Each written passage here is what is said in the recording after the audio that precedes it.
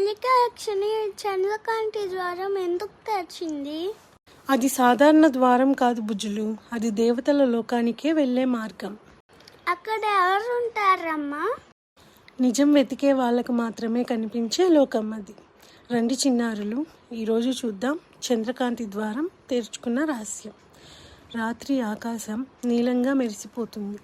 చంద్రుడు వెండి కాంతితో అడవిని తాకుతున్నాడు. మల్లికా యక్షిని కళ్ళల్లో ఆ కాంతి ప్రతిబింబించింది. ఆ క్షణంలో ఆమె చేతిలోని సత్యదీపం బంగారు వెలుగుతో నిండిపోయింది. ఆ సమయం వచ్చింది అంది మల్లిక మృదువుగా. అనిరుద్ ఆశ్చర్యంగా అడిగాడు, ఏ సమయం అని. చంద్రకాంతి ద్వారం తెరుచుకునే సమయం అనింది యక్షిని. అతడు వెనక్కి తిరిగి చూశాడు. ముందు పెద్ద రాతి కూడా ఉన్న చోట ఇప్పుడు వెండి కాంతి మెరిసిపోతుంది. అలా కనిపించింది గాలిలో ఒక తలుపు తెరిచినట్టు.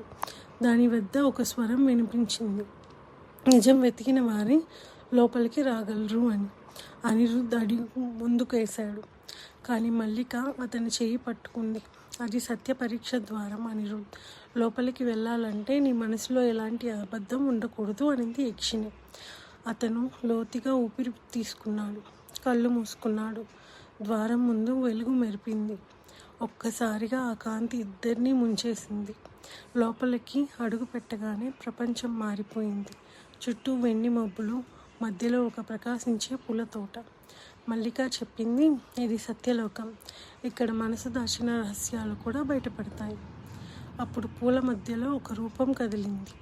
చంద్రకాంతి కిరణాల్లో ఒక స్త్రీ నెమ్మదిగా ముందుకు వచ్చింది. ఆమె ముఖం మల్లికకి సరిగ్గా ప్రతిబింబంలా ఉంది.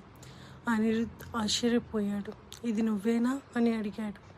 మల్లిక భయంతో కళ్ళు మూసుకుంది. అది నేను కాదు, అది నా మాయా ప్రతిబింబం. సత్యలోక పరీక్ష మొదలైంది. అమ్మా, ఆ ప్రతిబింబం నిజంగా మల్లికేనా? అది మల్లిక మనసులోని మాయా రూపం బుజ్జులు. ఆమె సత్యం అంగీకరించకపోతే ఆ లోకం నుంచి తిరిగి రాలేరు. అయితే తర్వాత ఏమవుతుంది? తదుపరి భాగంలో తెలుసుకుందాం. సత్యలోక ప్రవేశం. సబ్స్క్రైబ్ చేయండి చిన్నారి చందమామ కథలు.